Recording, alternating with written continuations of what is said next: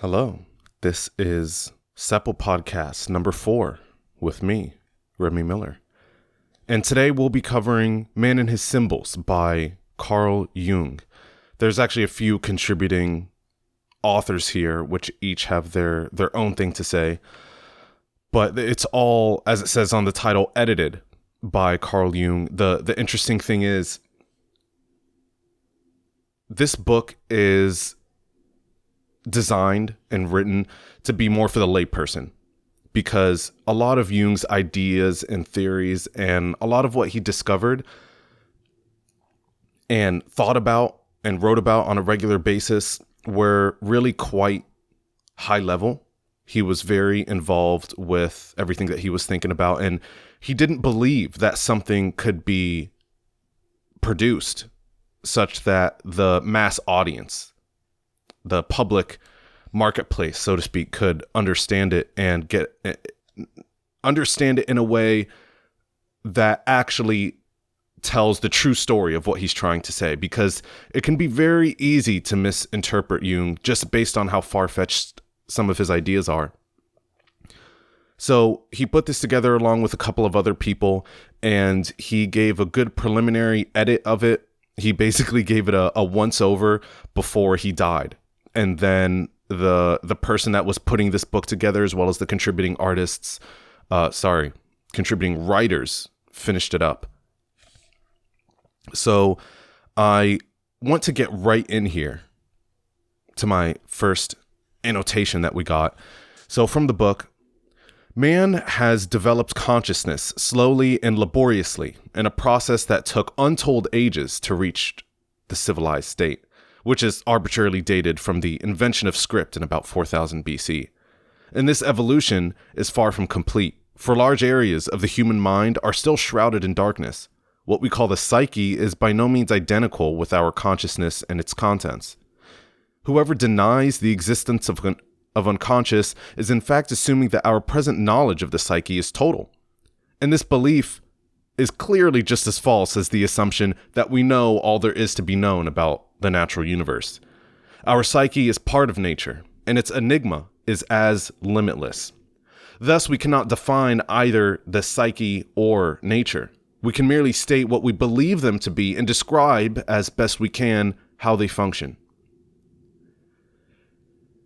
And this is on page 6. So right away, he tries to disassemble what we understand as the relationship between the conscious and the unconscious, and how that relationship has its own relationship with nature and how we see the world. And as I went through this book, as I read through it, I slowly became more comfortable with it as I go along. Some books, they're you can get into it right away and you have no problem understanding or kind of believing the assertions that the author is making. And in this book, it wasn't exactly like that for me. It was more so, okay, I see what this guy is getting at, and he's partially right, but, not entirely there. By the time I got to the end of the book, I saw everything from the perspective of Jung. I started having more vivid dreams, understanding them more, using my own dreams and analyzing them as a means to understand what decisions and actions and habits I have in my conscious life. Because ultimately that's what he goes for. That's what he asserts, is that there's nothing about the dream life that's necessarily true or exactly accurate, but what it does is allow us to understand our unconscious in the context of the conscious and in the context of our life. And how that multi-way relationship works. And I think what he's getting at here is that, at least what I drew out of it, is that because the nature of the mind is infinitely expansive, really, when you think about it, because think about when you learn something new. It literally feels like there's a door being unlocked. There's another area that you can walk into. There's another area that you can exist in, and you can survey your surroundings based on this new perspective. It's like a new area of it's like a new level being unlocked, and you get to stand in this level, and you get to, it's higher up, you get to look around at the different terrain. And so that's why it's kind of infinitely expansive, because there's an infinite amount of content to learn. So because the nature of the mind is infinitely expansive, we ought to be open to infinite interpretation. Think about that. So when we learn something new, or when we come across something novel, it's not just this is how it is. It's this is how it is in the context of how you see it. You get any other person in the world, and they're going to see it entirely differently. No explanation will be perfectly suitable to many circumstances.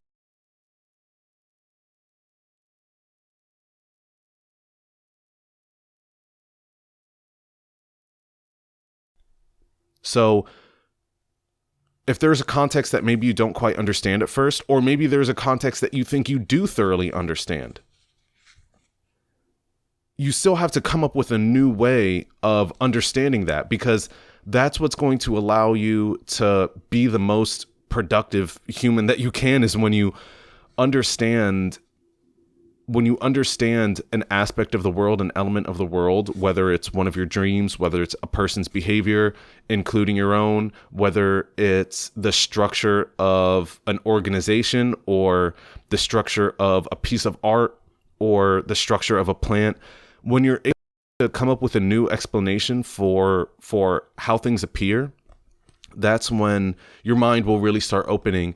And at least in my experience, I've realized that once I've started doing that, I've kind of become more relaxed in a way, because I know that there are multiple ways to look at things, and how you look at how you view something isn't necessarily a poor interpretation. It could be. You could be off the mark. You could be totally miscalibrated with the elements right in front of your face. But I think oftentimes it is the case that it's simply a different perspective. And maybe you just need to acquire the right perspective by rethinking, or by talking to someone else, or by having a new experience. So moving on here in the book, he says, one idea led to another. And in his relaxed mood, he found that this free association had stirred up many old memories. This is him talking about Freud, because Carl Jung studied under Sigmund Freud, and he developed his ideas a lot and came up with Jung developed Freud's ideas a lot and came up with many of his own. Because he was talking about Freud here and saying that Freud attached particular importance to dreams as the point of departure for a process of free association. But after a time, I began to feel that this was a misleading and inadequate use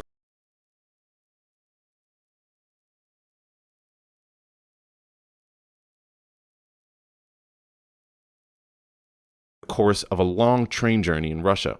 Though he did not know the language and could not even decipher the Cyrillic script, he found himself musing over the strange letters in which the railway notices were written, and he fell into a reverie in which he imagined all sorts of meanings for them. One idea led to another, and in his relaxed mood, he found that this free association had stirred up many old memories. Among them, he was annoyed to find some long-buried disagreeable topics, things he had wished to forget and had forgotten consciously.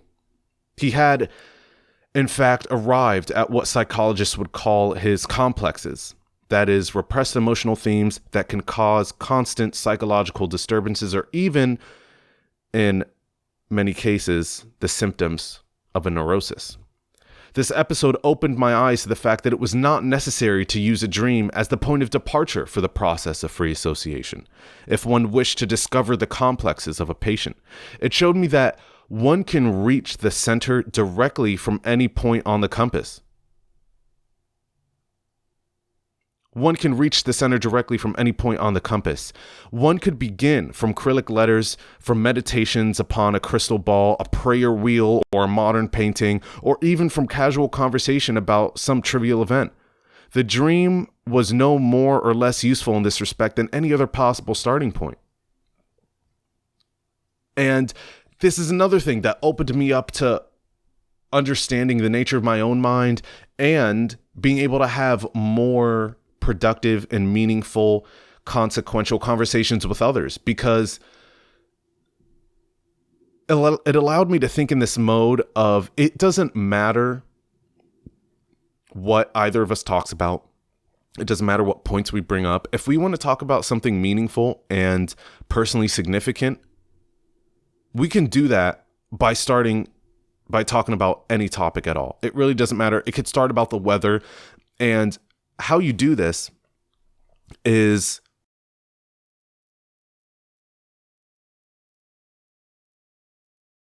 in order to talk. You speak in order to listen. So when you're having a conversation, you're not listening to what the person says in order to come up with the next thing to say. You're listening to what they say so that you can understand what they say.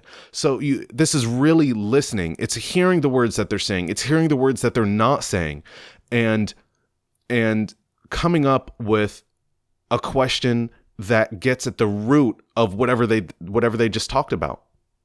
Oftentimes in my mind, what I do to get to that place where you can have a meaningful conversation is by asking the second question that I think of. So you can notice this when you're listening to the conversations of other people. That's how that it's just easy because you can detach more easily that way. But you can even do this in conversations that you're having actively, is being mindful and saying, okay, this person just told me about how their favorite color is green. And I could say, oh, why is your favorite color green? But that's the first question that came to mind. If I asked that question and they gave me an example or the reason why their favorite color is green, I would then come up with another question in response to that. Right? So I think I just came up with green because that's my favorite color. So why is my favorite color green? Well, it's the most restful color to the human eyes because of evolutionarily, that's what we evolved, seeing trees and everything all the time. It's also a sign of life and not death. It's a sign of rebirth. So green is a very relaxing color.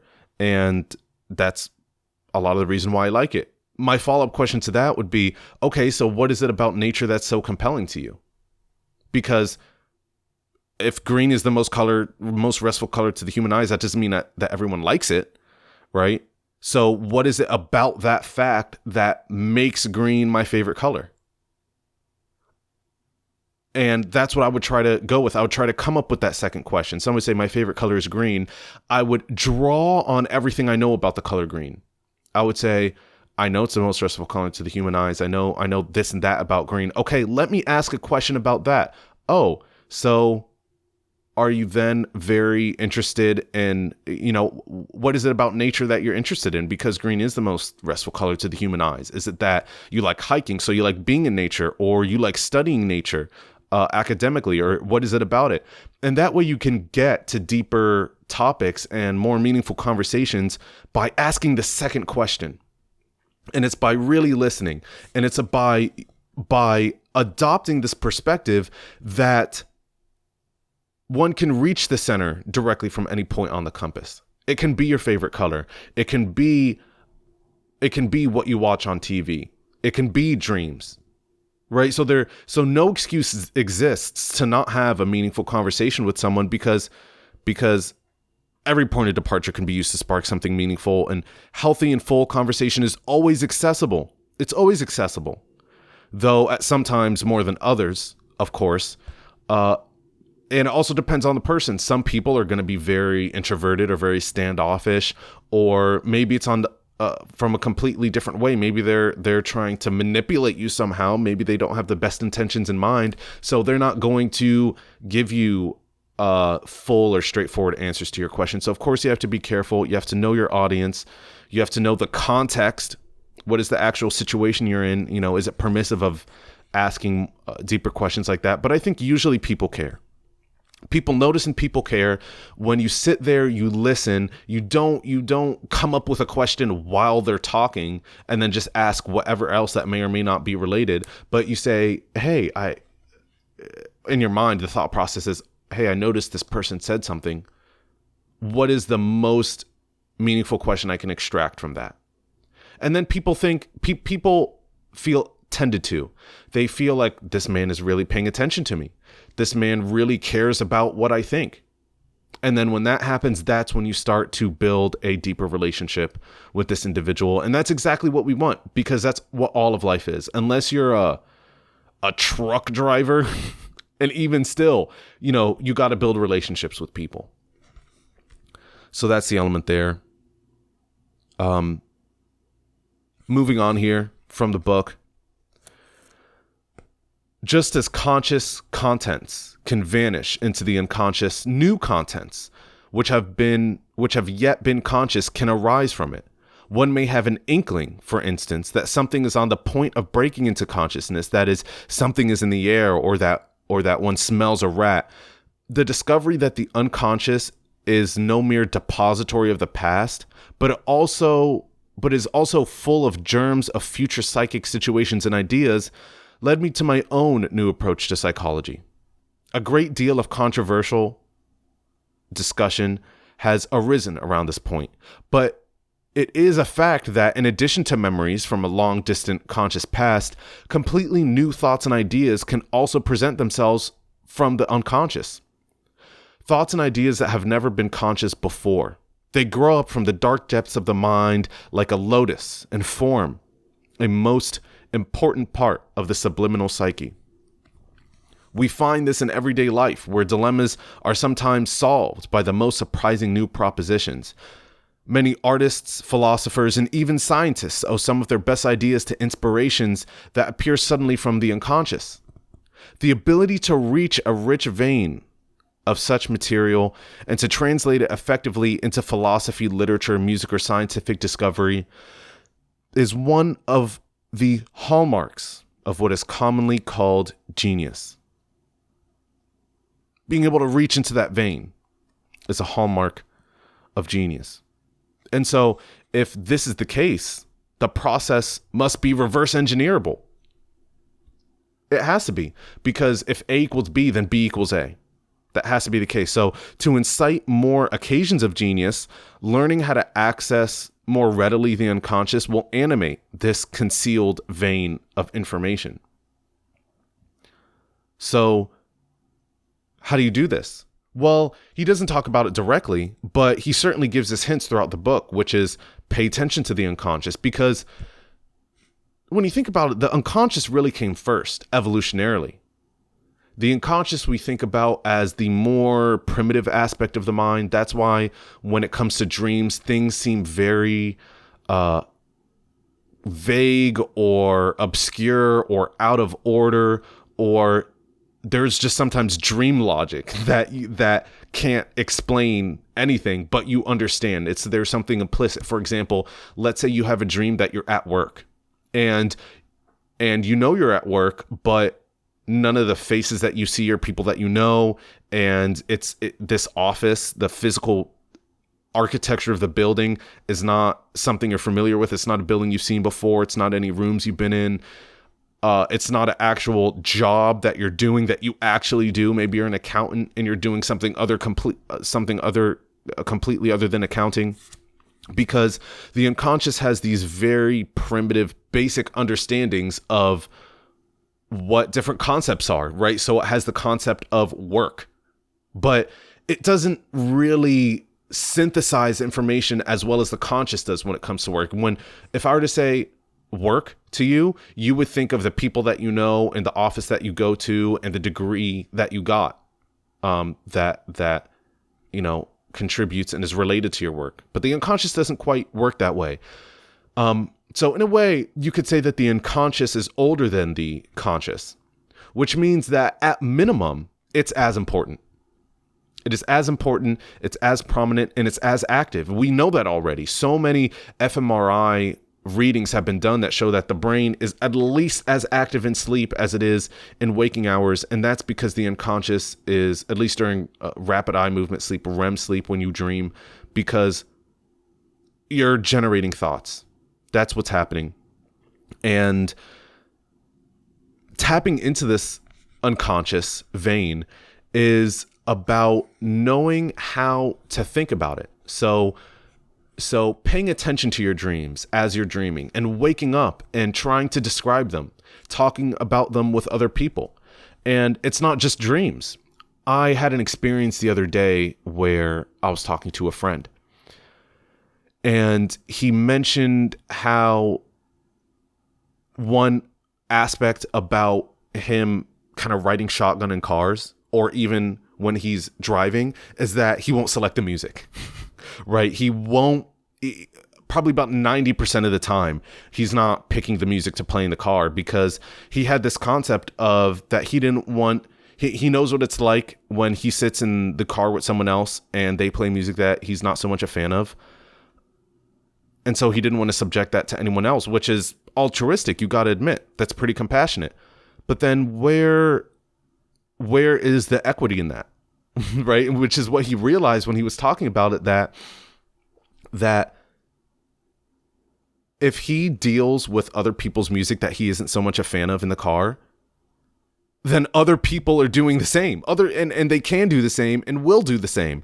And so it's unreasonable for him to always delegate the selection of the music just because he has this nervous preconception. And he was thinking about that because I had asked him, I said, so this is what happened to me the other day. I was on the phone and I didn't know if this was weird or not. So I asked him about it. I was talking to somebody and it became to the end of the phone. And you know, the last maybe 30 seconds of the phone call and you're saying the goodbyes, but you haven't said the actual goodbye word, which means you're going to hit the end call button. And so you're kind of working up to that point, like, okay, so yeah, we'll talk later. All right, see you later then. Okay, bye. Right? There's that whole thing. And we're in that phase of the conversation. I said, all right, I'll talk to you later tonight. And she said, okay, Rémy, I'll talk to you later. Goodbye. And then I just hung up. I just pressed the button. And I was like, wait, is that weird? Because it's not like she said that and I said, okay, cool, bye. And then I hung up. I just hung up. So I didn't know if that came across as, oh, this guy just hung up. I mean, I know her. Like I've known her for a while, so it's okay. It's not like she thinks I'm rude or anything like that. But I thought, man, is that kind of out of the ordinary? And so I asked him about that, and he gave his whole explanation. And he said that essentially, long story short, the majority of the time what he does is he'll say bye, and then he'll wait for the other person to hang up. So he doesn't have to deal with that responsibility of ending the call. And then he thought about, he's like, that's actually the case with the music in the car too. Is that representative of something about my personality of allowing other people to be assertive, or me not being assertive enough, or whatever the case may be? And so that goes back to the previous point, that anything can be a starting point for conversation. And of course means that we can reach into that rich vein as long as we're willing to do so. Because this is a behavior that was embedded in his unconscious to some depth, and he uncovered it. And maybe or maybe not, he wants to do something about it, but it's the fact of thinking about it which allows you to tap into that genius, because that's an uncommon thought. So the more you do that, the more uncommon thoughts you get. Moving on here. An African jungle dweller, for instance, sees a nocturnal creature by daylight and knows it to be a medicine man who has temporarily taken its shape. Or he may regard it as the bush soul or ancestral spirit as one of his tribe. A tree may play a vital part in the life of a primitive, apparently possessing for him its own soul and voice, and the man concerned will feel that he shares its fate. There are some Indians in South America who will assure you that they are red aurora parrots. though they are well aware that they lack feathers, wings, and beaks. For in the primitives world, things do not have the same sharp boundaries they do in our rational societies. Skipping ahead, the primitive man confronted by a shock of this kind would not doubt his sanity. He would think of fetishes, spirits, or gods. And this is really interesting because this compares really what it's like to pit against the primitive man versus the contemporary man. And of course, we are all still the primitive man. We are all still the Indian in South America who thinks we are a red aurora parrot. And this is why, in a way, as Jordan Peterson said, that Carl Jung was really a modern shaman. He, in my estimation, he did an excellent job of synthesizing Eastern principles with Western science. He combined what we know scientifically about psychology and the nature of the brain with Eastern principles of mindfulness and concepts of mythology from around the world, which is really a holistic view to take because that's literally everything. It's the East and West hemispheres, and it's also every culture around the world and the mythologies they believe in. And what he goes to prove here is that there is a common thread.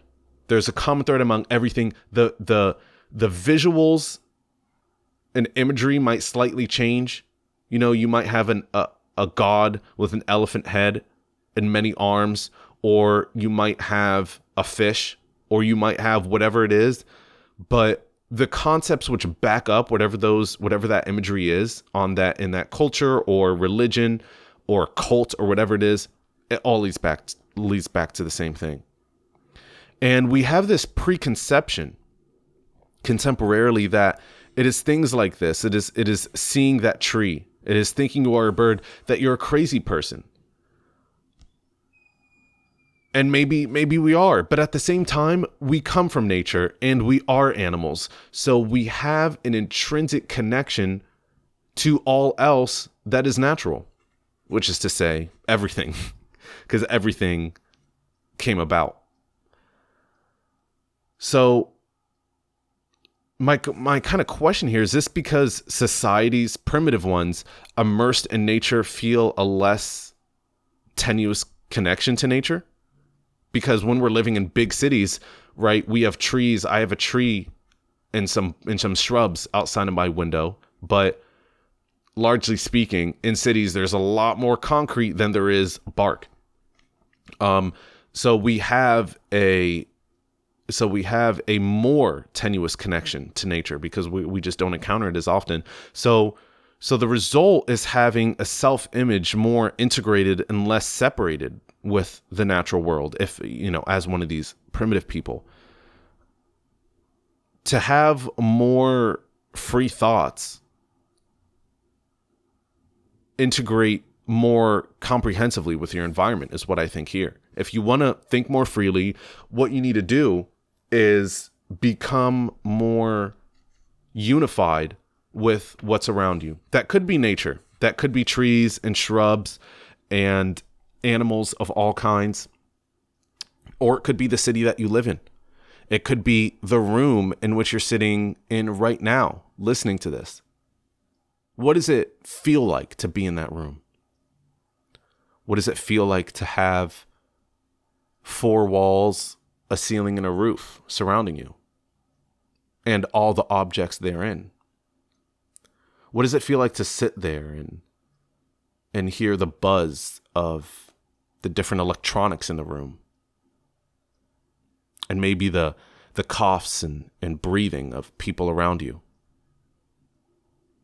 What does that feel like? What does it feel like to know that you are an object in this room just as everything else in the room is an object? Everything else in this room is the exact same as you. It is made up of the same stuff, and it emerged naturally. Even a computer monitor emerged naturally, because that's something that humans, there are resources that humans harvested from the earth and then converted into something else. That's what plants do all the time. Plants grow. They take sunlight and they take water and other nutrients from the air and ground, and they convert that into something different. They use the resources available to them to change. That's what humans do. So we are no different from everything around us. And that's a really sobering thought to have. And I think it's because I'm not as enlightened yet as is, versus versus a person that is maximally enlightened. But that thought freaks me out sometimes, that you're the exact same as everything else around you. Pretty, I wouldn't say scary, and I wouldn't say unsettling, because it doesn't have to be. We're just not used to, I guess I can only speak in my experience from the first person. It's not something I think about very often. So when I do, it's maybe uncanny is the right word, because I know it to be true, but it doesn't feel true. And I suppose that's just the illusion of the self. So moving on here. A recurring dream is a noteworthy phenomenon. There are cases in which people have dreamed the same dream from childhood into the later years of adult life. A dream of this kind is usually an attempt to compensate for a particular defect in the dreamer's attitude to life. Or it may date from a traumatic moment that has left behind some specific prejudice. It may also sometimes anticipate a future event of importance. Now, this is something, it's statements like these that really made it difficult for me to get along with this book, because I think paradoxically, maybe even perversely, the older I get, the more spiritual I get. And when I say spiritual, I mean, because almost everyone has a different definition of this word. When I say spiritual, I mean collaborated, or perhaps more precisely, calibrated with the ongoings of my perception and how events in the outside world relate to those perceptions. And I know that's very vague, but that's really what spirituality is for me at its base. If I wanted to give the lowest common denominator definition of me and spirituality, that's what it would be. Because maybe you've heard of synchronicities before. Synchronicities, a synchronicity as is a term that actually Jung came up with, and talks about how something in the outside world directly relates to something in your inside world. So I'll give you an example. This was a very compelling synchronicity for me. This was earlier this year. This happened recently, only several weeks ago, where I had a job and it was not going so well at this job. I was trying to do, of course, a lot of what I think and talk and read about in my free time is leadership and teamwork principles and everything like that. And I was really trying to do the best job I could, as well as build the best relationship with my boss as I could. But long story short, it was not working out. And in fact, it was getting worse. And so I was feeling really bad about myself. And oh my gosh, are all of these things that I'm learning, am I totally wrong about everything that I'm learning? Am I totally just not understanding these concepts that I'm coming across and talking about? You know, am I able to talk the talk, but not walk the walk when it comes to all of these concepts and habits? And I was pretty down in the dumps. On the same day as this boss essentially said, I was working on some project and my boss was not happy with the work that I was doing. So he said, you either can do this work that you need to redo on your own time or let me know if you would like to continue, which is to say, continue working here. And amazingly enough, at the same time as I received that email, I'd been sending out applications and I got a job offer. Literally at the same minute. Literally at the same minute as I received this email, I received a job offer from a company that I was actually excited to work at. And in addition to that, this was the first day of the year that it snowed. So it was something that was very bizarre to me because, like I said, in the past, all this spiritual mumbo jumbo, especially when it came to synchronicities, I was saying, oh, this and that is coincidence, etc. And it is coincidence. That's exactly what it is. But it is your perception of what's going on in the outside world and how it relates to what's going on in the inside world. Because in this instance, for me, I was thinking about snow. What is snow? It's white. It's purity, right? It's goodness. That's what we relate to white. But you know what snow also is? Downfall. It's also downfall. It's things coming down.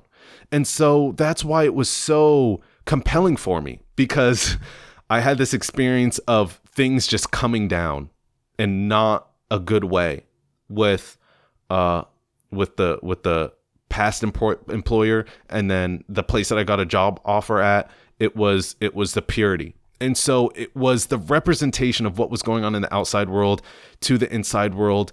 And I paid attention more to that.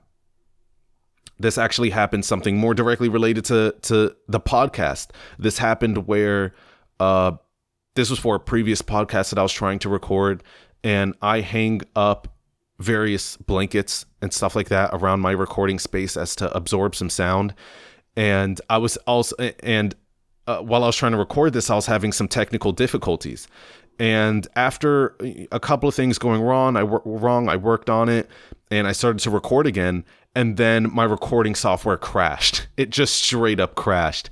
And at the same time that it crashed, the hooks that I use on the walls to hang up my blankets, it fell.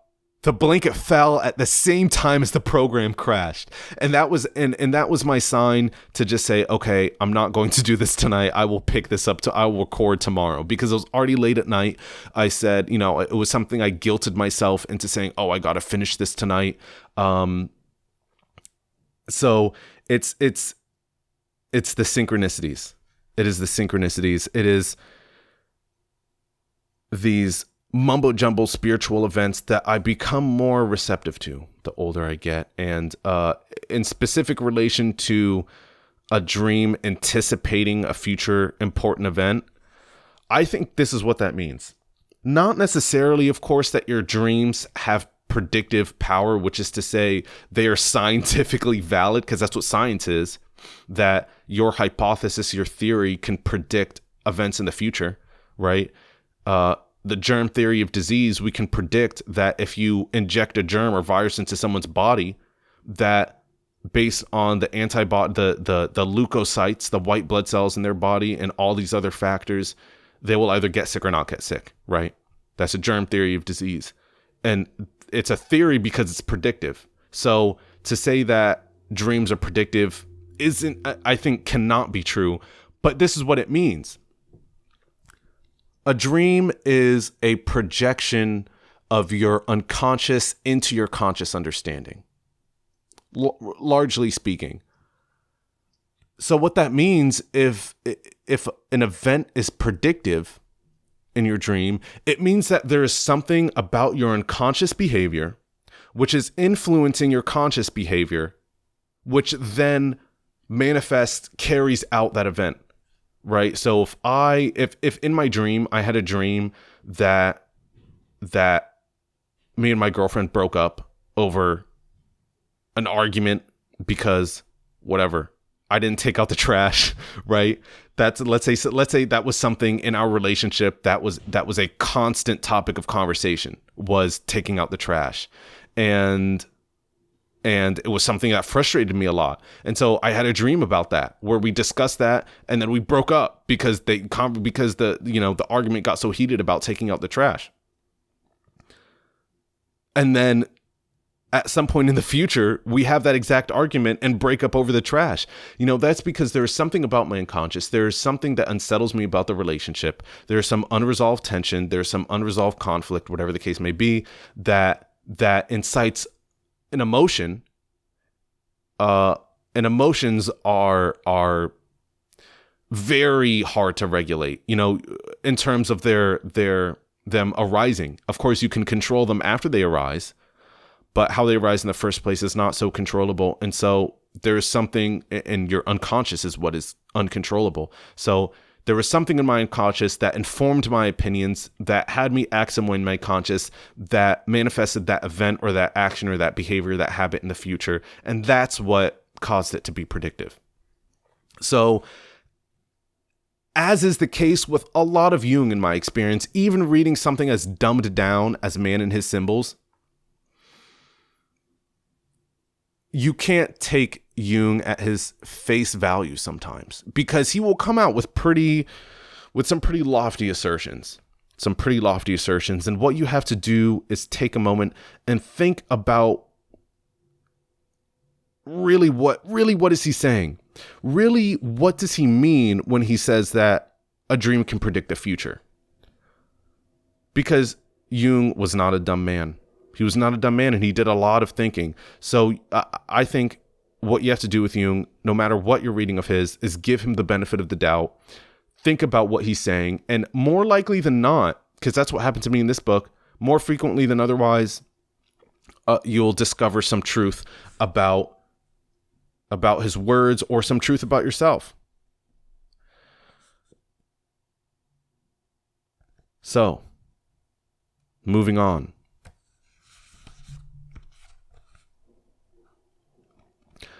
From the book,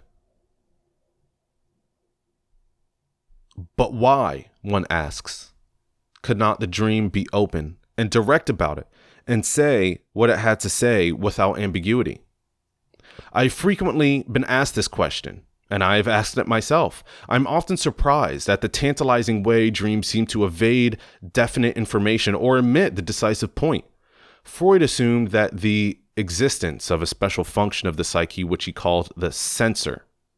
This, he supposed, twisted the dream images and made them unrecognizable or misleading in order to deceive the dreaming consciousness about the real subject of the dream.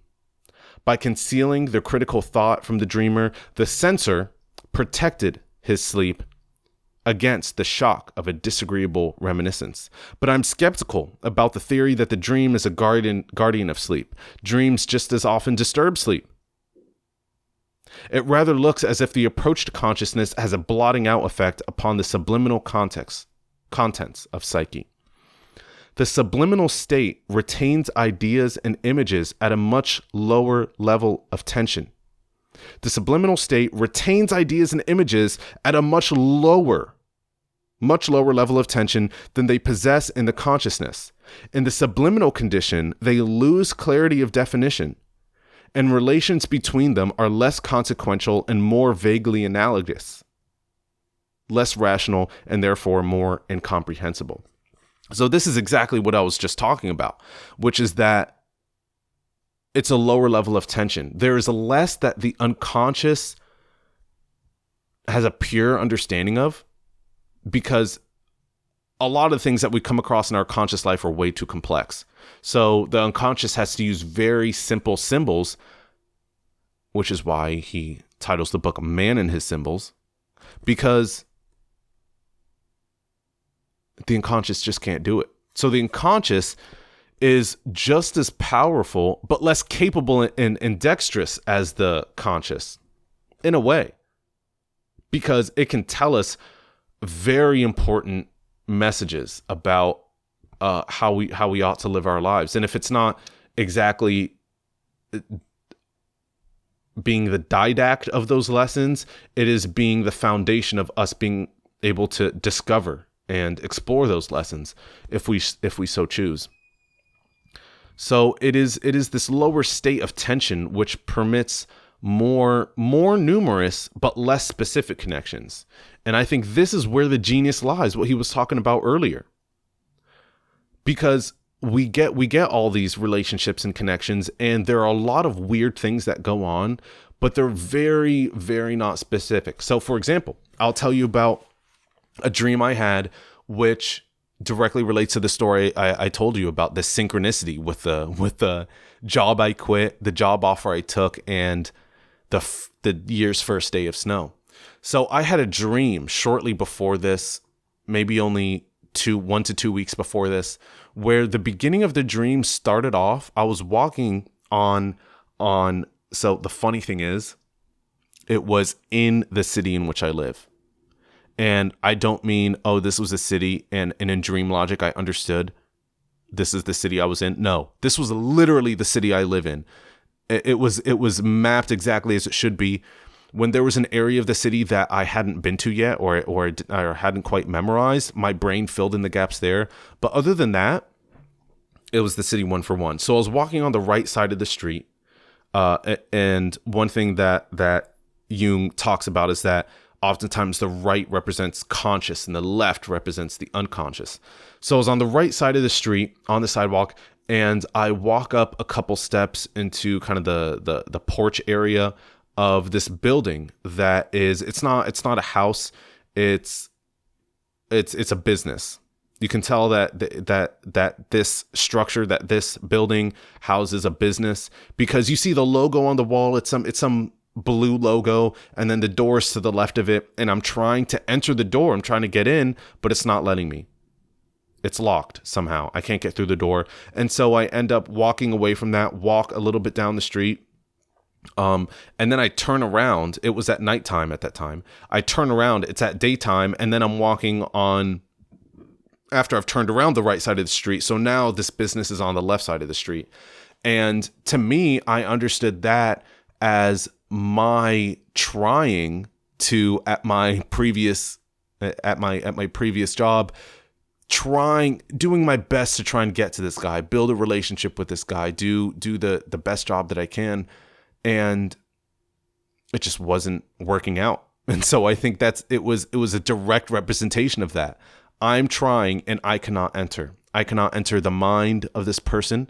I cannot enter the history of this firm, history of this company, and try and do something about our practices, try and improve our work somehow. I was not capable of doing it. So I very strongly relate to what he talks about here as the unconscious existing in a lower level of tension.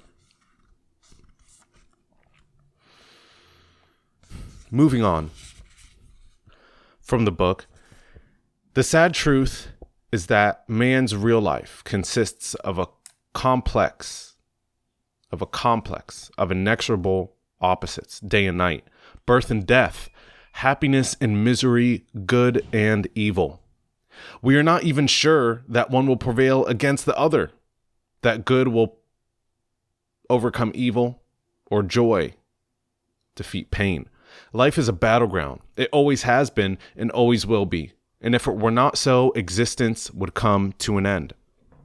It is precisely this conflict within man that led to the early Christians to expect and hope for an early end to this world, or the Buddhists to reject all earthly desires and aspirations. These basic answers would be frankly suicidal if they were not linked up with peculiar mental and moral ideas and practices that constitute the bulk of both religions and that, to a certain extent, modify the radical denial of the world. And so it's interesting because you have Christians that say, we can't control this battle. Someone else does. God. And you have Buddhists that say, we can't control it. No one can. So show no preference over the battle's victor because it's all the same. good over evil and joy over pain. Can we control this battle? Can we control this battle? We do know that one prevails over the other. That's what we do know. Either joy will defeat pain, or pain will defeat joy. Good will overcome evil, or evil will overcome good. And what we do in our moment to moment of our lives informs us of how the world lays itself out in this way. I think that this concept isn't specific to whether one thing is true or one thing is false. One result will end up or the other. It's more so about what is the result that you are ushering into the world. How are your philosophies and principles and values and habits and behaviors and relationships? Do they feature more good than evil? Do they feature more joy than pain? I think when we ask ourselves these questions, and when we understand that battle within ourselves, is there more joy than pain? Once we start answering these questions, that's when we can start managing our outside world in an effective way. So moving on here. Modern man does not understand how much of his rationalism, which has destroyed his capacity to respond to numinous symbols and ideas, has put him at the mercy of the psychic underworld. He has freed himself from superstition, or so he believes, but in the process he has lost his spiritual values to a positively dangerous degree. His moral and spiritual tradition has disintegrated. His moral and spiritual tradition has disintegrated. So in a contemporary world in which at least in a contemporary Western world, in which all that's not totally rational is dismissed as invalid, our historic and indelible roots are being denied. The unconscious has been divorced in favor of the conscious, though both have proven equally as valuable for survival and understanding. Because think about something as simple as nonverbal communication. We have lots of gestures, our posture, how we move our body, the micro muscles around our eyes and our mouth. They communicate a lot of information, and it's not something that we pay attention to a lot when conversing with someone, unless there is a specific reason to pay attention to those items. But we can clearly see that the unconscious has a lot of influence over the conscious, just based on even what, because technically speaking, if you're seeing it, it is conscious. But that doesn't mean that your conscious is paying attention to it. That may not make any sense, but I think it makes sense, because something that's unconscious is something that is not rationalized. It has not gone through the formal process of rationalization in the conscious mind. So you can have something that you see in the outside world, but you may look at it, but you don't actually see it. And it's the unconscious which sees it and then generates its thoughts and perceptions and interpretations of its own, which can get out of hand. That's helpful sometimes, because there's just way too much information in the world in general, and we got to mitigate that somehow. Because if we absorbed 100% of the raw data which is influxing, which is being input to our bodies at every given moment, we would just overload and die. Our brains would just overload. But when we have the unconscious there to kind of give us little reminders, that can be helpful. So I think it's interesting how this is why I say that Jung did a great job in bridging, among other things, Eastern and Western values, is because he tells us this. He tells us that we disintegrate.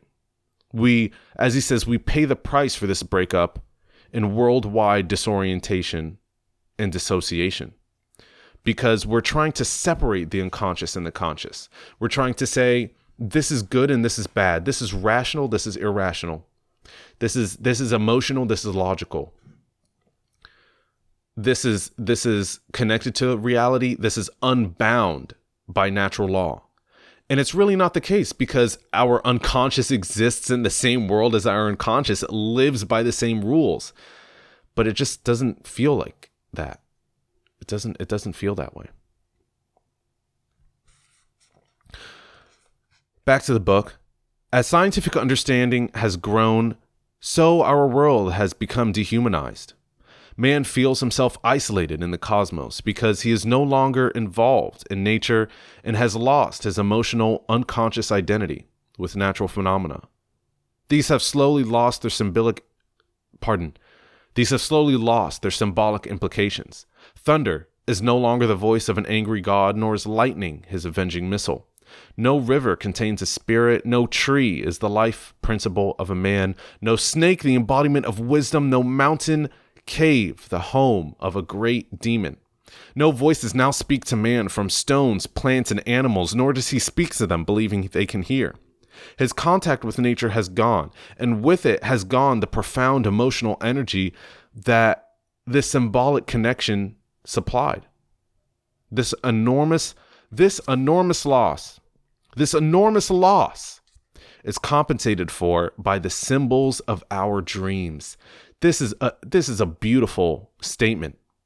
This is a beautiful statement because it really is just a compensation. There is more to our perception than simply what we notice in our conscious everyday lives. And I think it is it is our privilege for unconscious to pick up on all the things that we don't notice and then present it to us in a way in which we may or may not understand. You don't really know. You don't really know until you understand it. And dissociation from the natural world from which we emerged is to repel the ability to have a universal understanding of ourselves.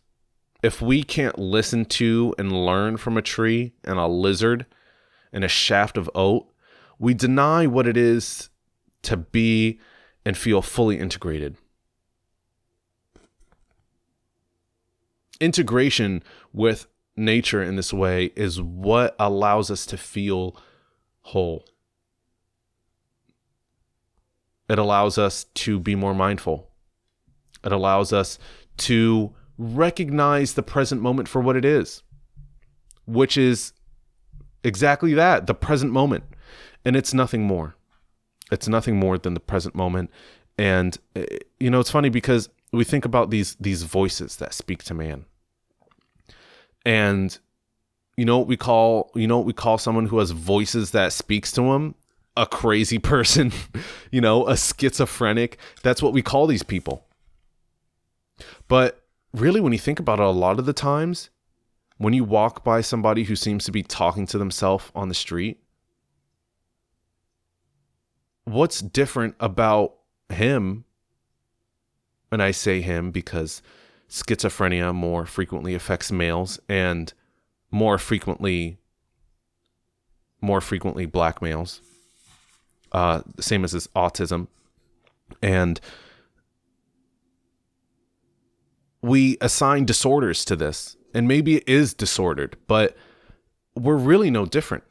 I mean, Sam Harris says that if you were to listen in on his thoughts on a moment-to-moment basis, you would think that he's the most boring man in the world, because that's what it's like for all of us. We have these recurring thoughts about the exact same topics and subjects. We think about the exact same thing many times over, and it's what's the point?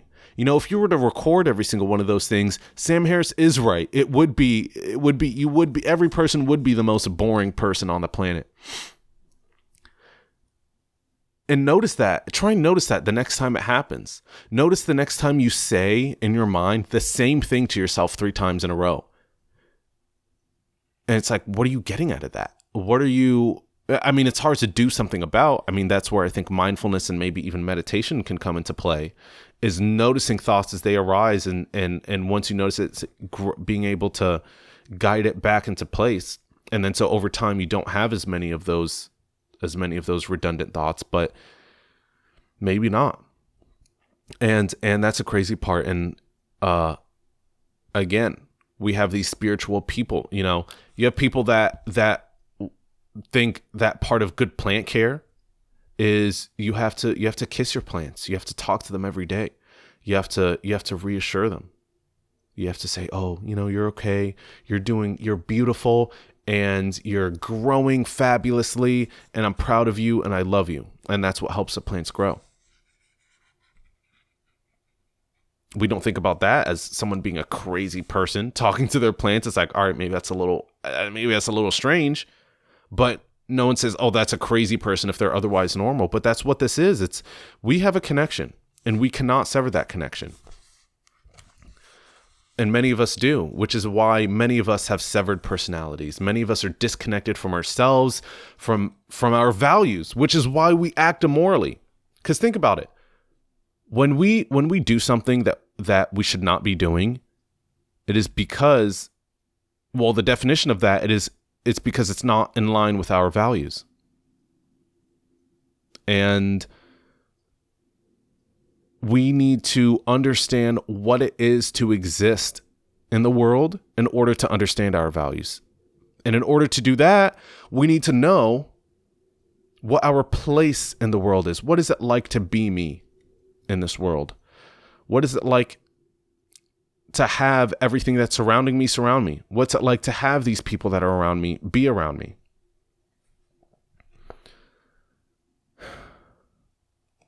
Moving on. Back to the book. Usually in mythology, the hero wins.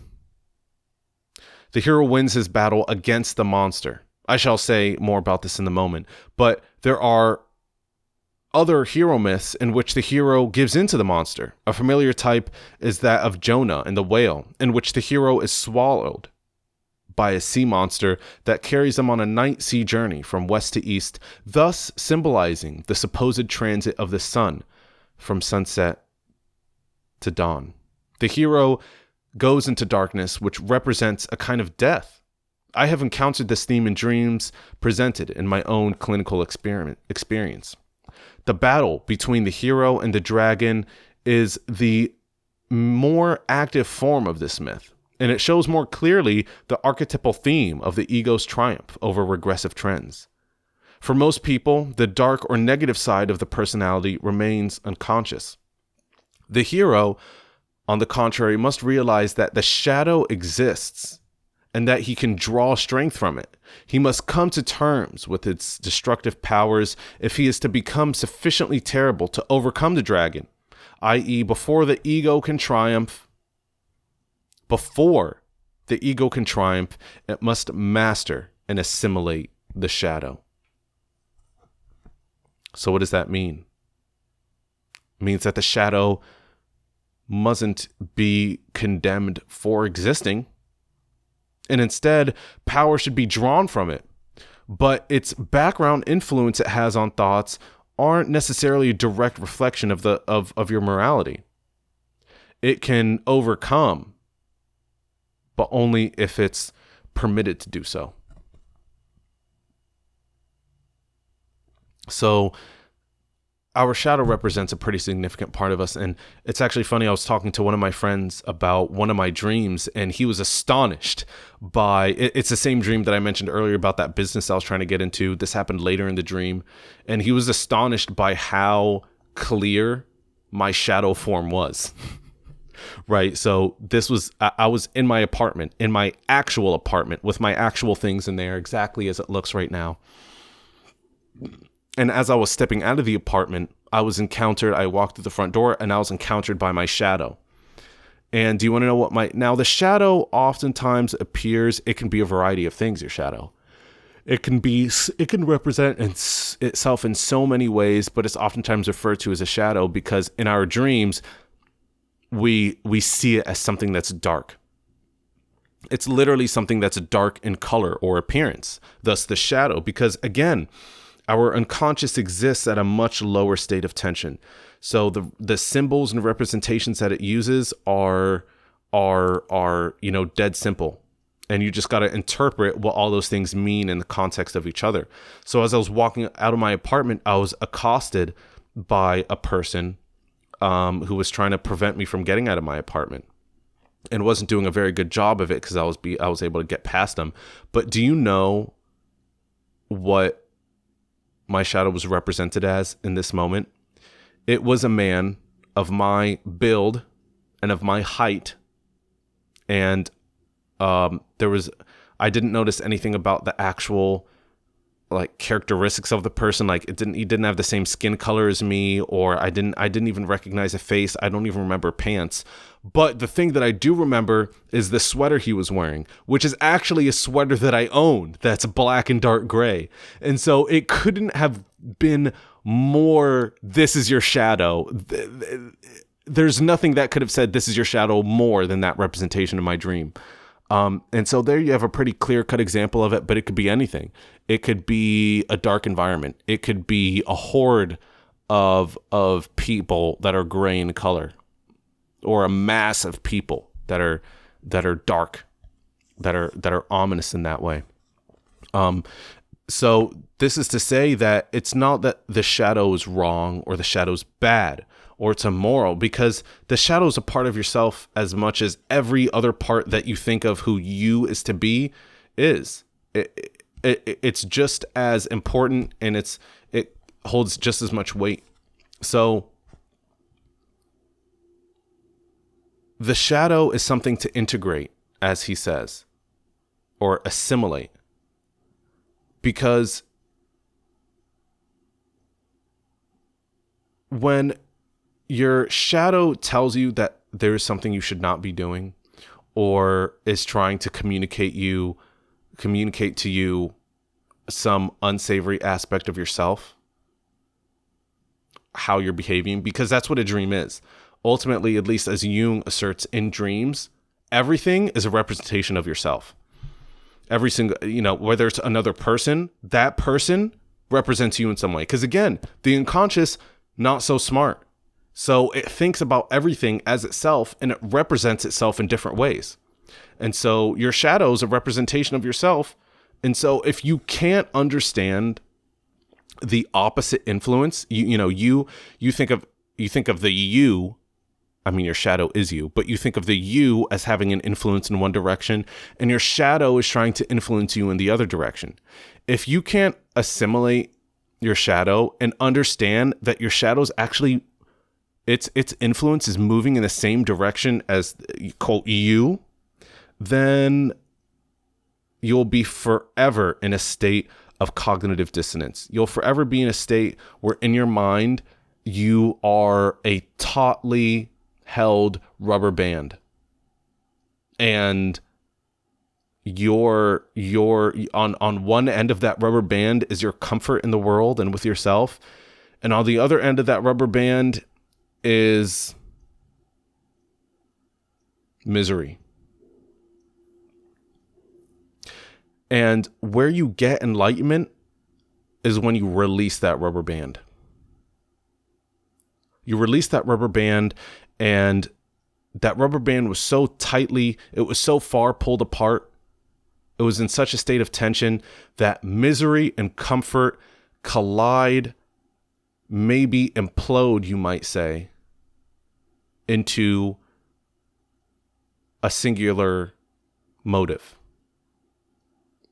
That's what it is when you've assimilated your shadow. It is to say that you understand the best and you understand the worst in yourself and the world, and you understand how to be an agent, how to operate in the world in consideration of that. Some people get torn apart. Some people devolve into unproductive drug use or addiction or unhealthy behaviors, or being overly sedentary, or not taking enough initiative in their life, or not doing the things that they want to do, and that's when their shadow has not been integrated. So it's important because it just means that it's another aspect of yourself that you're understanding. And the more of yourself you understand, the more of the world lays itself before you. And on that topic, let's get back to the book. He is talking about some mythology here, and where I'm going to start is kind of partway through this, but let's just get into it. Yet the two somehow fuse in the figure of Orpheus, the god who remembers Dionysus, but looks forward to Christ. The psychological sense of this intermediate figure has been described by the Swiss author Linda Fears-David in her interpretation of the Orphic rite pictured in the Via de Mysteri. As she says, Orpheus taught while he sang and played the lyre, and his singing was so powerful that it mastered all nature. When he sang to his lyre, and the birds flew about him, the fish left the water and sprang to him. The wind and the sea became still, the rivers flowed upward toward him. It did not snow, and there was no hail. Trees and the very stones followed after Orpheus. Tiger and lion lay down near him next to the sheep, and the wolves next to the stag and the roe. Now, what does this mean? It surely means that through a divine insight into the meaning of natural events, nature's happenings become harmoniously ordered from within. So this is what I was saying. Orpheus is singing to his lyre. What does that mean? A lyre is an antiquated stringed instrument. So what does he do when he's singing to it? He's the lyre he's playing the lyre, which is to say that he is plucking his own strings. He is identifying what notes within himself exist, and then he's allowing those to ring into the outside world. And then when you do that, that's when the river flows upwards. That's when the lion lays next to the sheep. Right? Because that means that you are understanding what it means to be you. And then you can map that on to the reality that you come across in your day-to-day, hour-to-hour, second-to-second life. Because each second is an opportunity to make a different decision. And this is kind of what he's mentioning here. Or I suppose she, in this quote about how she describes Orpheus. Because this is what it is. This anecdote about Orpheus is how you integrate the shadow. You have to play your own lyre. And you know what? It's freaking difficult to learn an instrument. It really is. Especially if it's an instrument that, some instruments are more difficult to learn than others. And that's the case with people too. A lot of people, not a lot of people, some people have an easier time understanding who it is they are. Some people have a real difficult time integrating all of their disparate aspects about themselves. But ultimately, that's what you must do, because each of us has something different in life. Something might come easier to us, but more difficult than others. To others. For example, for me, despite how little I would like to exercise, if somebody told me that you could not exercise for the rest of your life and you could still be just as healthy, I may still exercise just because it's that time to yourself and it's that time to challenge yourself. So even if I could be just as healthy, it would be that message to myself like, hey, this is something that's difficult, but you can overcome it. Your external does not determine your internal. So there are still lessons to be learned in exercise, but it's not something I'm that much of a fan of.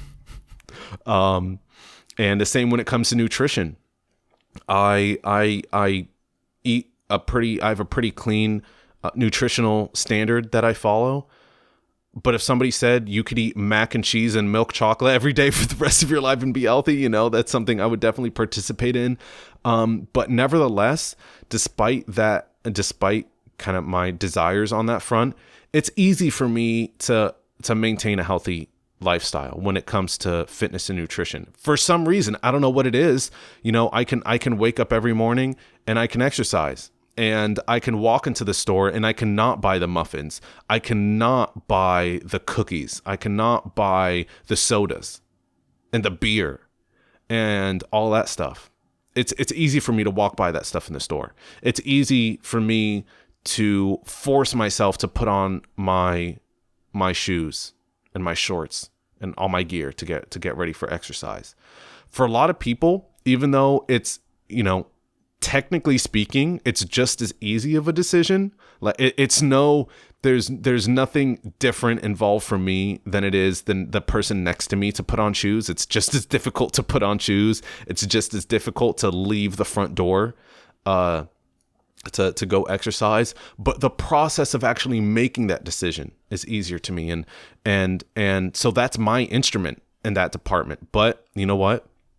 It's a lot harder for me in other departments. For other people, it's completely different. They have totally different instruments, but it's a matter of being able to play your instrument, and that's what will align your inner self and outer agency, I suppose. Moving on. The self can be defined as an inner guiding factor that is different from the conscious personality, and that can be grasped only through the investigation of one's own dreams. These show it to be the regulating center that brings about a constant extension and maturing of the personality. But this largely more nearly total aspect of the psyche appears firstly as merely an inborn possibility. It may emerge very slightly, or it may develop relatively completely during one's lifetime. How far it develops depends on whether or not the ego is willing to listen to the messages of the self. How far it develops depends on whether or not the ego is willing to listen to the messages of the self. Just as the Nescapi have noticed that a person who's receptive to the hints of the great man gets better and more helpful dreams, we could add that the inborn great man becomes more real within the receptive person than in those who neglect him. Such a person also becomes a more complete human being. It even seems as if the ego has not been produced by nature to follow its own arbitrary impulses to an unlimited extent, but to help to make real the totality, the whole psyche. It is the ego that serves to light up the entire system, allowing it to become conscious and thus be realized. If, for example, I have an artistic talent of which my ego is not conscious, nothing will happen to it. The gift may as well be non-existent. Only if my ego notices it. Only if my ego notices it can I bring it into reality. The inborn but hidden totality of the psyche is not the same as the wholeness that is fully realized and lived. So a couple of terms here. The great man is in caps. The G and the M is capitalized as a proper noun because he references this one Native American tribe in the Labrador Peninsula, which has this great man that they refer to the great man within them, which was essentially their inner voice. That was essentially their, we all have that voice in the back of our head which speaks and tells us to do something or tells us not to do something. And that's what they refer to it that as, is the great man. And I really like how Jung, actually this is not Jung, this is by another author at this point in the book, how ego is mentioned here. Because as I said, and kind of what I was just talking about, it's a matter of playing your instrument. It's a matter of listening to what the self is trying to inform the ego, because the ego has its own business going on. The ego wants to think what it thinks. It's going to have reactions that aren't even the best reactions, but just because that's what feels good for it. And oftentimes that can prevent us from really centering on what's important to us. And I think that's what this is telling us.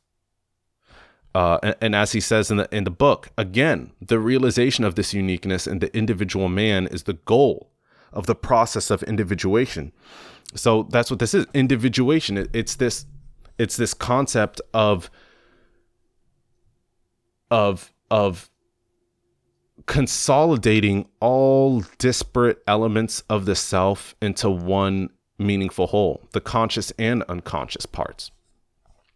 So this is why varying degrees of self-awareness exists between people. Some perception of the great man is not total perception of it. So self-awareness is not binary. It's not to say that John is self-aware, but Sarah is not self-aware. It's to varying degrees. And we've all encountered that some people know the implications of what they're doing and other people don't. Some people know how some things they're doing have effects on the outside world, but other things that they're doing, they're totally oblivious to. And the difference is twofold. A person with less matured individuation also hasn't lived the life of one that has fully utilized the great man, so hasn't benefited from it. It's a compound effect, which is to say that if you don't have a lot of self-awareness, that means that when you add up all the time of how much self-awareness you've experienced, that limited amount of self-awareness makes you less self-aware. Because if you have more self-awareness, then you can think about what you've done, and that allows you to be more self-aware. But if you have very little self-awareness, that means that there's so few instances in which you totally know what you're doing and the implications of what you're doing, that those situations don't allow for you to be more self-aware a lot of times. So it's a tricky situation, gaining self-awareness. And what we have to consider here is that we need to take the opportunities where they come, because the person to your left is going to be less self-aware and the person to your right is going to be more self-aware. That's the reality of the world. And how we go about moving more towards the right and less towards the left is by seizing every moment we can to practice this self-awareness, because self-awareness is a practice. It is something that you must continually do on a second-to-second basis in order to improve at it. And of course, this is why meditation has become so popular in the West. This is why it has become so prolific. It really exploded, and it allows us in our contemporary society, in one in which we've detached so much from nature by the big cities that we build, as well as the knowledge that we value. So, for example, the knowledge we value a lot in the West is scientific. If it hasn't been proven by a reliable and valid scientific body, then who's going to trust it? However, in the East, you have more Confucian knowledge that is valued, which is more to do with the self and what can be observed. Okay. Moving on. Back to the book. The book is where we're going back to. This is an area where he's talking a lot about the anima and the animus, which is the opposite representation of your sex in your dream. So males have the anima, which is going to be a female, and females have their representation in their dreams, which is the animus. So that's what's being discussed here. And in the book, the most frequent manifestations of the anima takes the form of erotic fantasy. Men may be driven to nurse their fantasies by looking at films and striptease shows, or by daydreaming over pornographic material. This is a crude, primitive aspect of the anima, which becomes compulsive only when a man does not sufficiently cultivate his feeling relationships, when his feeling attitude toward life has remained infantile. All these aspects of the anima have the same tendency that we have observed in the shadow. That is, they can be projected so that they appear to the man to be the qualities of some particular woman. It is the presence of the anima that causes a man to fall suddenly in love when he sees a woman for the first time and knows at once that this is she. In this situation, the man feels as if he has known this woman intimately for all time. He falls for her so helplessly that it looks to outsiders like complete madness. Women who are of fairy-like character especially attract such anima projections, because men can attribute almost anything to a creature who is so fascinatingly vague, and can thus proceed to weave fantasies around her.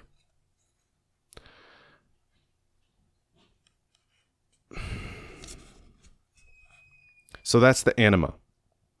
That is the anima as it is, as men perceive it, as males perceive it.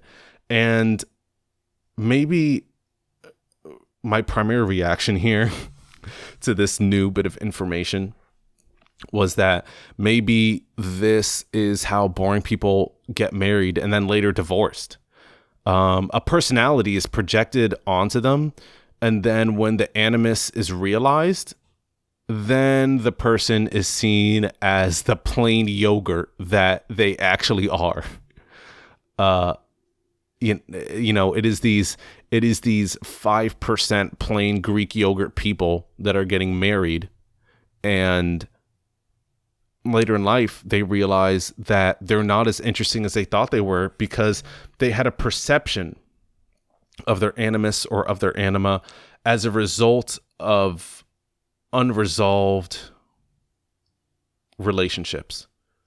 And these are outer relationships. So you know, I'm a male, so this could be unresolved relationships I have with women, and that's informing my animus figure, which will then inform how I relate to more people in the world, which then relates to how I think about myself. Because a lot of what we think about ourselves is how the world reacts to us. And people in some domains of psychology would say that is what we are, is how the world reacts to us.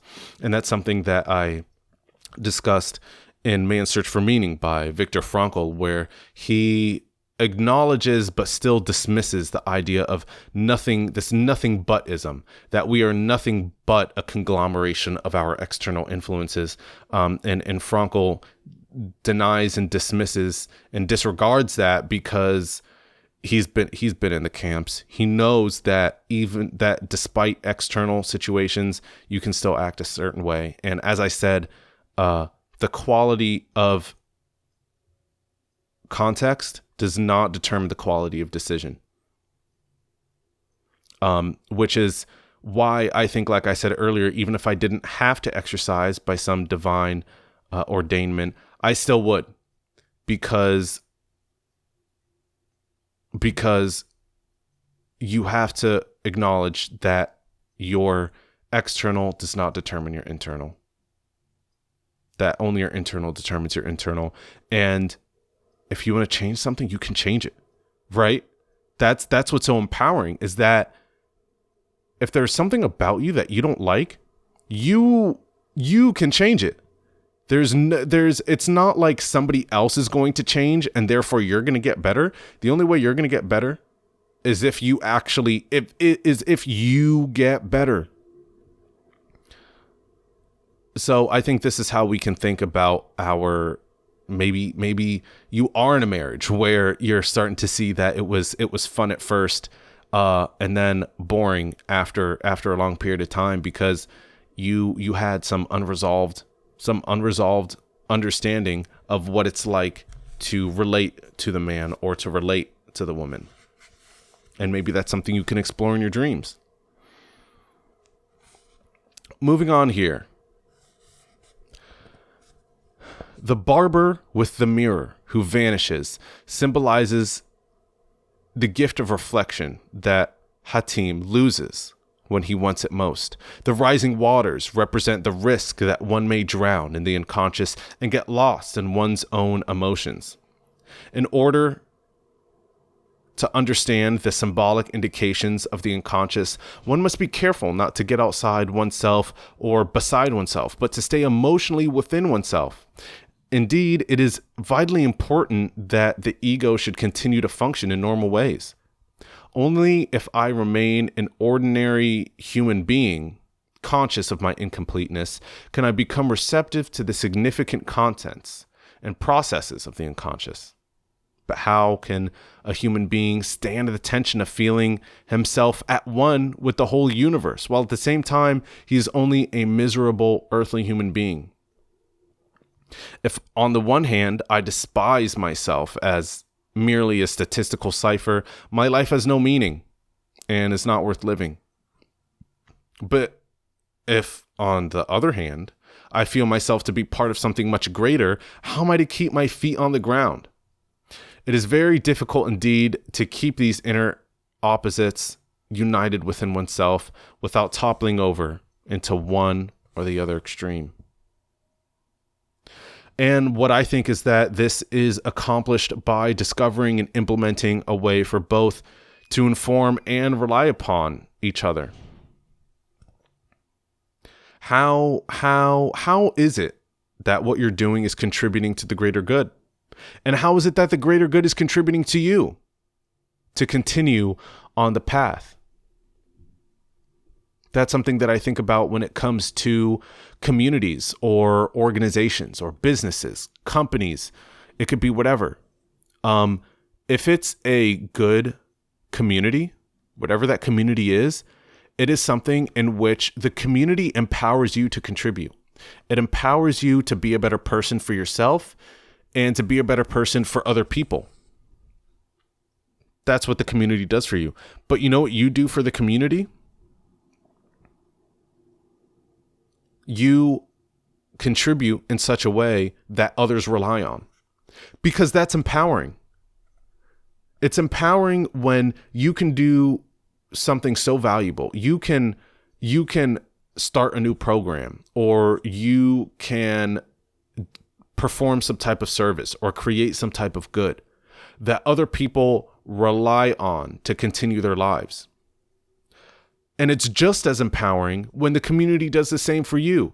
When you can say, man, I would be nowhere without this having happened. It humbles you. It says, man, there are a lot of things in the world I can't control, but I'm glad this is something that controlled me, or not controlled me, but kind of shaped my experience. So that bi-directional relationship is very important in becoming, in getting increasingly and asymptotally closer to individuation. Back to the book. At times, in order to express its purpose, the unconscious may use a motif from our external world and thus may seem to have been influenced by it. For instance, I have come across many dreams of modern people that have to do with Berlin. In these dreams, Berlin stands as a symbol of the psychic weak spot, the place of danger, and for this reason is the place where the self is apt to disappear. It is the point where the dreamer is torn by conflict and where he might, therefore, be unable to unite the inner opposites. I've also encountered an extraordinary number of dream reactions to the film Hiroshima, Mon Amour. In most of these dreams, the idea was expressed that either the two lovers in the film must unite, which symbolizes the union of inner opposites, or there would be an atomic explosion. a symbol of complete dissociation equivalent to madness. Only when the manipulators of public opinion add commercial pressure or acts of violence to their activities do they seem to achieve a temporary success. But in fact, this merely causes a repression of the genuine unconscious reactions. And mass repression leads to the same result as individual repression. That is, to neurotic dissociation and psychological illness. All such attempts to repress the reactions of the unconscious must fail in the long term, for they are basically opposed to our instincts. And this is equally as applicable to one-on-one relationships. All these interactions, when you're attempting to repress or minutely manage the behavior of another person to control, that's going to result in a dissociation and a revolt, a revolution, because it is in human nature to be expressive. I mean, just look at the history of humans in art. Art has gone back such a long time, and even before art, we've had our own ways of expressing our uniqueness and our individual contribution. And when there's a force in the world, such as the ones that led to the wall which bifurcated Berlin, you get repression. You get repression. You get people that want. And as we all know, when you want something, if you want something, it could not be that big of a deal. But when you're told that you can't have something, you want it even more, Imagine that you're eating dinner. Let's say you're a little kid, right? And you're eating dinner and you're enjoying your meal, and you know what, you're getting pretty full. So you're just going to eat your meal and then go whatever, play with your friends, whatever you were going to do. And instead, while you were eating, your dad told you, by the way, after dinner tonight, you can't have ice cream. It wasn't even on your mind to have ice cream. It wasn't even an inkling in your imagination to have ice cream. But when all of a sudden, when your dad says you can't have ice cream, now it's, now I want ice cream. So it's that repression in relationships, micro and macro scale, which is going to lead to the worst results. Got to manage those relationships. All right, returning to the book here. Attempts to influence public opinion by means of newspaper, radio, television, and advertising are based on two factors. On the one hand, they rely on sampling techniques that reveal the trend of opinion or wants, that is, of collective attitudes. On the other, they express the prejudices, projections, and unconscious complexes, mainly the power complex, of those who manipulate public opinion. But statistics do no justice to the individual. Although the average size of stones in a heap may be 5 centimeters, one will find very few stones of exactly this size in the heap. That the second factor cannot create anything positive is clear from the start. But if a single individual devotes himself to individuation, he frequently has a positive contagious effect on the people around him. It is as if a spark leaps from one to another. And this usually occurs when one has no intention of influencing others, and often when one uses no words.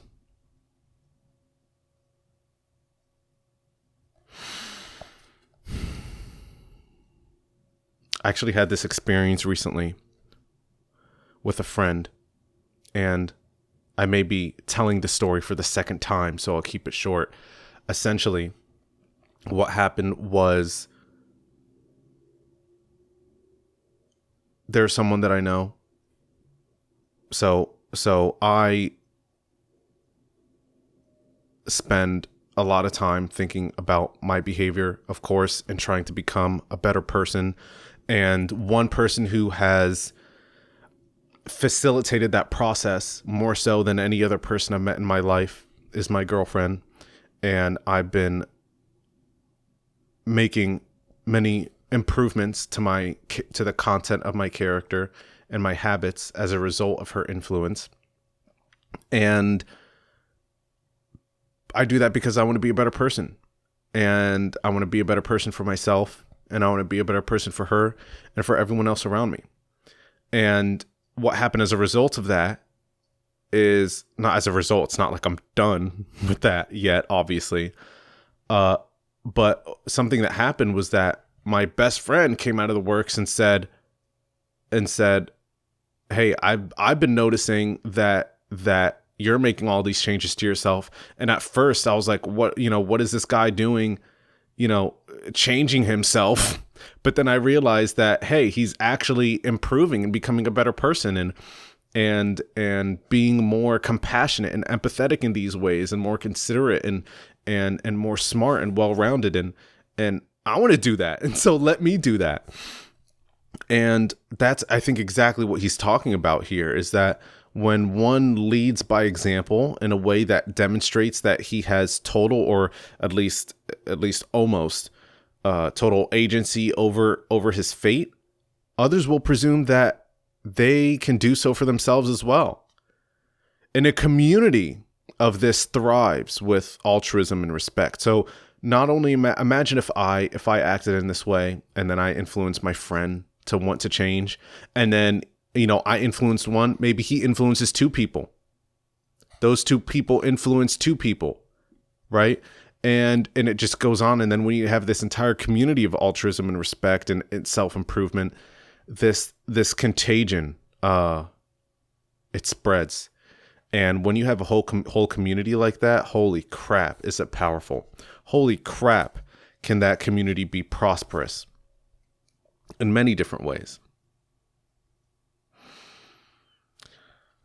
Back to the book. Moving on here. So, he says, from such examples, we see how a ritual or religious custom can spring directly from an unconscious revelation experienced by a single individual.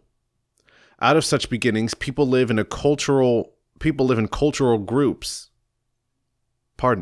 Out of such beginnings, people living in cultural groups develop their various religious activities with their enormous influence on the entire life of the society. During a long process of evolution, the original material is shaped and reshaped by words and actions, is beautified, and acquires increasingly definite forms. This crystallizing process, however, has a great disadvantage. More and more people have no personal knowledge of the original experience and can only believe what their elders and teachers tell them about it. They no longer know what such happenings are real, and they are, of course, ignorant about how one feels during the experience. So I think what's going on here is that you have something like religion, which is important in many ways, and a lot of people get a lot of good out of it. But what happens is that you have these great, fantastic, revolutionary experiences, spiritual experiences by individuals, and they talk about them, and then more people talk about them, and then they get formalized. And through that process, people learn about what has been important to other people. And that's important to the individual because a lot of our trials and tribulations are the same as others. So that's exactly what we want. But just as is mentioned here, you can begin to not able to see the full shape of an important idea because you're seeing it through the lens of another person. And you're not instead seeing it through your lens. What's important to you? What's been important in your life? What will be important in your life? So sharing personal revelation can act to unify a group because self-actualization becomes more closely approximate for everyone. Just as much as it is important to learn and enjoy others' transmutations, it's essential to seek and remain open to one's own to feel personally fulfilled. Of course, you can't rely on what has worked for other people completely for things to work for yourself. And a bit later on this page, he goes on to say, it definitely excludes, I'll back up a little bit, thus the modern discovery of the unconscious shuts one door forever. It definitely excludes the illusory idea so favored by some individuals that a man can know spiritual reality in itself. In modern physics, too, a door has been closed by Heisenberg's principle of indeterminacy, shutting out the delusion that we can comprehend an absolute physical reality. So that introduces the interesting idea that we obviously have no positive idea of an absolute or consistent physical reality. Heisenberg's, as he says, principle of indeterminacy, I think is more commonly known contemporarily as Heisenberg's uncertainty principle, where you can't know, so of a particle, you can't know both its velocity as well as its location.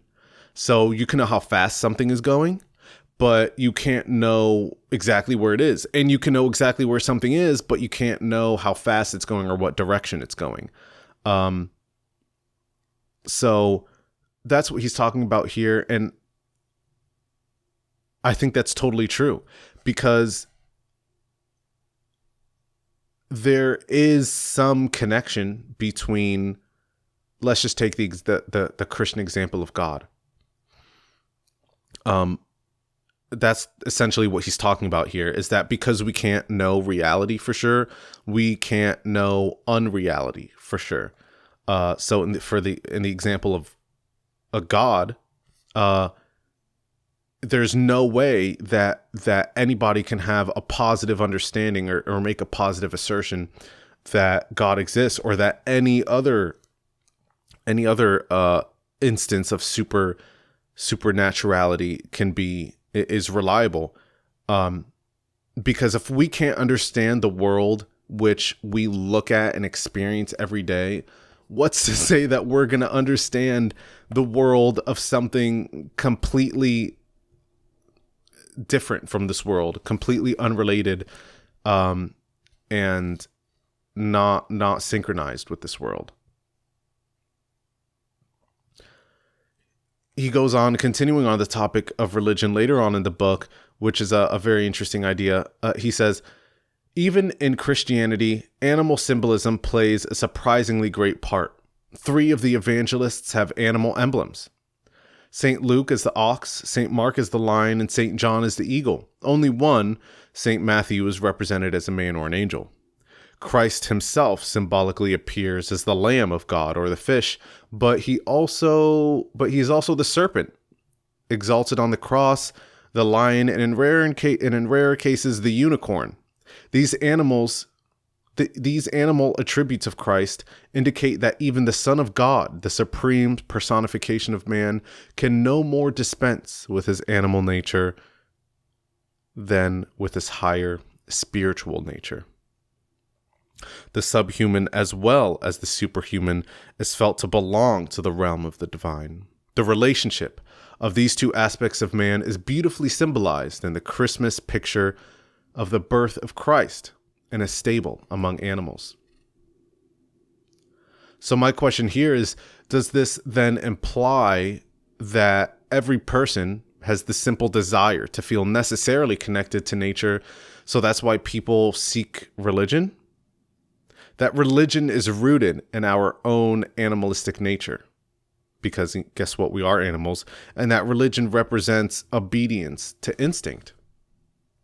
Because I think that's why we think about animals. That's why we make animal associations with prominent religious figures, because there's something about the animal which is pure in nature and pure in instinct. And that's what I think people want a lot of times when they appeal to religion is, I want to understand what truth about myself is. And that's instinct. What is true about my nature? What is undeniably true? What is irrevocably true? What has become true that will never not be untrue? And I think that that may be one of the significant attractions to religion, if not even readily, consciously acknowledged. In the act of consciousness of a person making the decision to pursue a religion,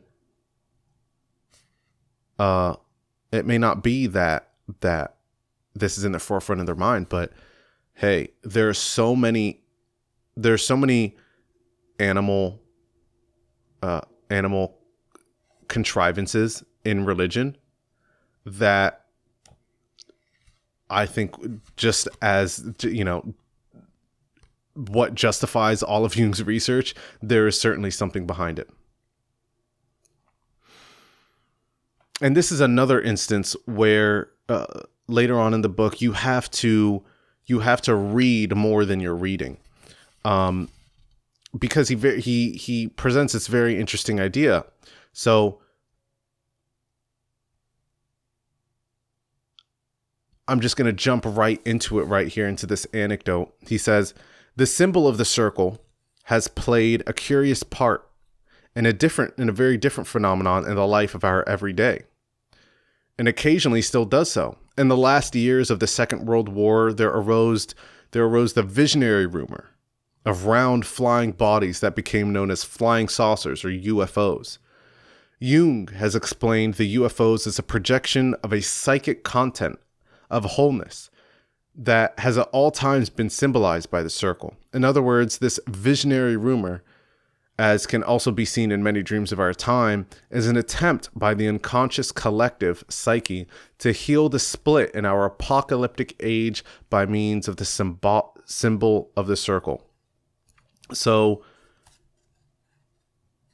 what he's talking about here is that after World War II, a lot of people started reporting seeing UFOs. And that's because World War II was a world war. This is where everywhere in the world was against each other.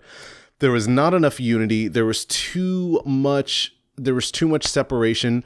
And so people wanted to see wholeness even where there wasn't any. So that's where these UFO spottings came from. It is this collective unconscious, which wants us to be, because humans are naturally pro-social creatures, and we're naturally altruistic, and we are naturally pack. And so we want to do what we need in order for the group to survive, and being unified and agreeing on principles and values is necessary for that. So it makes total sense why this phenomenon would emerge of people thinking they're seeing something they're not, and this happening on a mass scale, because we once again want to relate to each other. And I wonder what COVID-19 will show us in our dreams. I wonder what the next year, we're in 2021 right now, maybe by the end of this year, maybe next year, what the types of dreams people are going to be reporting to their therapists or to their friends. What are the symbols that are going to come up? Are there going to be any visionary rumors like this? Maybe at the end of World War II, people didn't feel unified, so they saw circles, which represent unification and wholeness. And now we have this whole idea of where we have the stay at home concept around the world, stay at home. So what is it going to be that humans are going to come up with? Are they going to start seeing things in the environment, hordes of things in the environment, hordes of animals, of birds maybe that never even existed or never even flew? We see, lots of animals grouping up together because we had the opposite. We had this, we kind of were forced in a way to become more individual by living more lonely and more lonesome. Who really knows? So back to the book. And this is my final annotation. So as he goes here.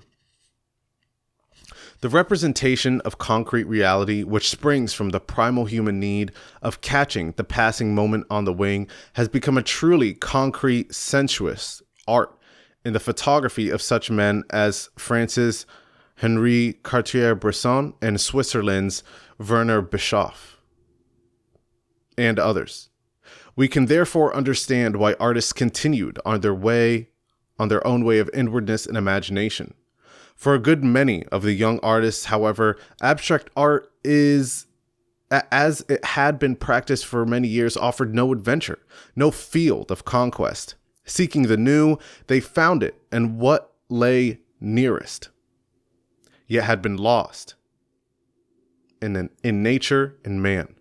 They were and are not concerned with the reproduction of nature in pictures, but the expression of their own emotional experience of nature.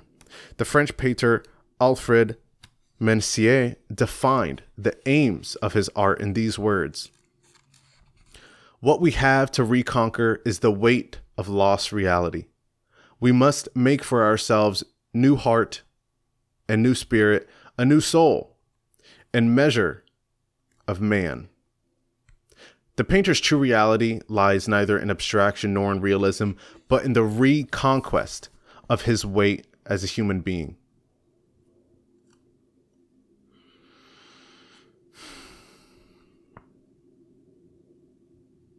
I think that's what art shows us, is that it is not some way to represent the world. You know, before photography existed, it was a lot of painting landscapes. And then after the invention of the photograph, there was a lot less realistic painting. And so abstract art arose in popularity. But Jung, the author of this section here, is asserting that it's not even either of that. Art is about sorting out what the self is trying to figure out. There's a lot of complex thoughts in the mind, and art is a way of formalizing them. Now, it doesn't seem like that because art can seem very informal, because it is such a creative pursuit, but that's ultimately what it is. Art or creation of any kind artistic is not a subscription to an aesthetic preference, but the expression of access the artist has to the unconscious and how that can lead to contribution. So it is reaching down to that rich vein,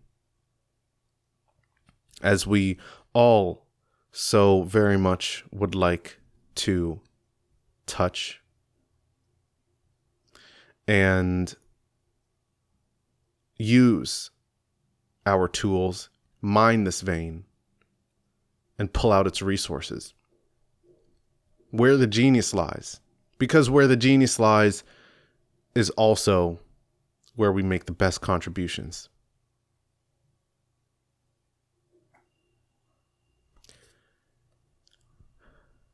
I hope you've enjoyed my contribution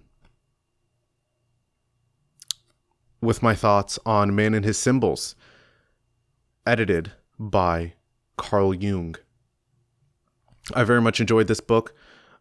Of course, I've had as I've hoped I've made clear, a very transitive experience reading this book.